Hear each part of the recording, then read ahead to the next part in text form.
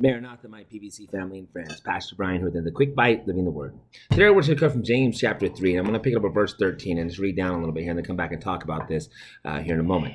It says, "Who is a wise man and endued with knowledge among you? Let him show out of good conversation his works with meekness of wisdom. But if ye have bitter envying and strife in your hearts, glory not, and lie not against the truth.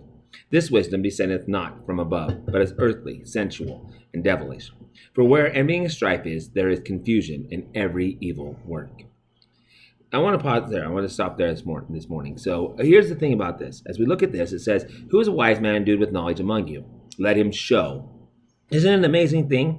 It's not about talking. It's not about telling. It's about showing. And how can you tell the difference between someone who's wise and endued with knowledge versus someone who's not, right? Well, it says out of a good conversation, meaning out of the way they live their life, out of the works with meekness and wisdom. But if they have bitterness, envying, or strife, glory not. In other words, this is not someone who's wise and endued with knowledge, someone who's bitter, envy, and strifeful.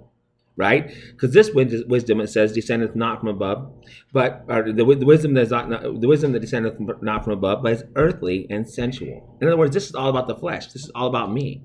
When in reality, the true wisdom and knowledge of God is all about Him and about His kingdom. So I hope this encourages you today just to kind of actually think about people and identify people, and maybe even identify a little bit in your own heart, is what is it are you about? Are you about that envying and strife? Because where envying and strife is, there is confusion in every evil work. Or are you somebody who's endued with that wisdom and knowledge from above, which really shows in your good conversation, in the way you behave yourself and the what you do? So I hope this encourages you today. Just remember, this walk we're on is a walk to show who is in us, who indwells us, and who has control of us.